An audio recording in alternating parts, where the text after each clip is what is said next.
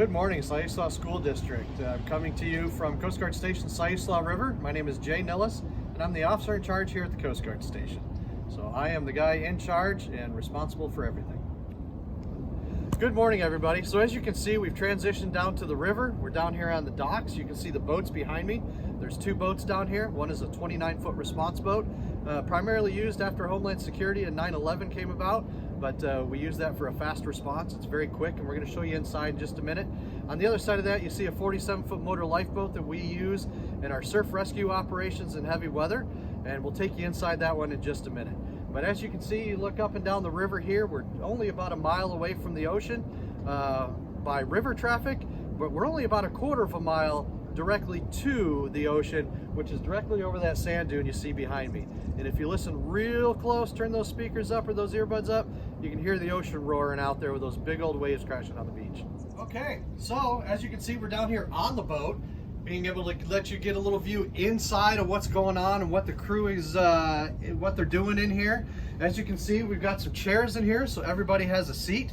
We've got a navigation package back here where a guy in the back seat or girl in the back seat can see what's going on. You got your wheel and your throttles for the boat driver.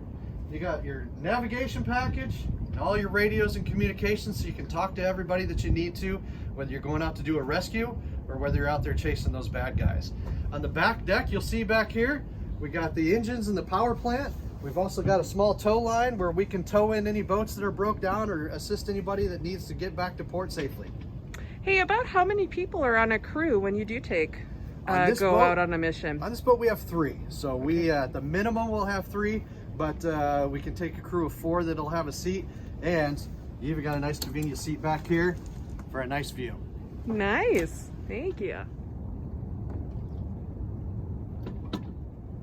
So as you can see, we're no longer on the 29-footer, our small little orange boat. We're going to move over and take a tour of this big thing, and it is a 47-foot motor lifeboat. So you can see the numbers on the front are 47, designates the length of the boat. On this one, you can see the front numbers that start with a 2 and a 9, designates it as a 29-footer. Kind of a convenient little piece of information. A lot of people won't know that. So here we go. Let's go on board. All right, here we go on the boat. Hope you're ready for this one. You won't feel any waves or rocking because you guys are safely at home, social distance. But here, we're moving around a little bit on the water. So back here on the back deck of the boat, you can see this big stanchion right here. That is what we call a towing bit or a tow post. And what we do is we have a big boat back here that we need to tow in and get safely back to port. We toss them over this tow line, throw it over to them, and we take a few wraps around here and basically tie a big old knot, keep that line from going and running off of the boat, bring those fishermen home safely. But now, let's go inside and check it out. All right, come on down inside. We'll take a look at what's going on down here. So this is the inside of our 47-foot motor lifeboat. This is what we call the survivor's compartment or a survivor's cabin. And basically, if we were to pull somebody out of the water and rescue them, this is where we bring them. You can't feel it right now, but the heat's on and it's nice and warm in here. And down from here, you can go a couple different directions. If you take a peek right down here, you can see the engine room. That's what keeps the boat going.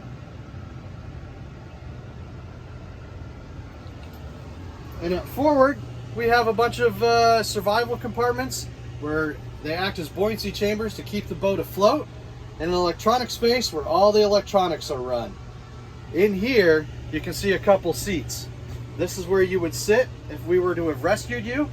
You also see a litter up here. If we were to pull you out of the water and you were injured, we'd strap you in this litter. Now the cool thing is after that, if you were hurt really bad, we put you in up to the helicopter. So you'd be strapped into this and hoisted up to the helicopter and rushed off to the hospital. From here, we're going to go up through that little door right there. Take a look at where you drive from. All right, we're taking you around the boat, getting you to see everything on the inside of it, but you get to do it from the comfort of home. So this is one of the places we can drive from on the 47-footer.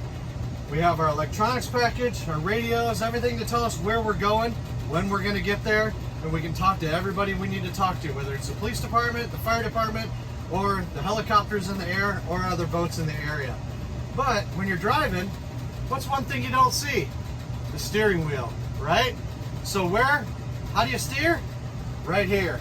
just like at home when you're on a video game, you got a little jog lever, turn that side to side and that turns the boat. You got your throttles here, which is just like your gas pedal on your mom and dad's car, forward and backwards. That'll get you to where you need to go.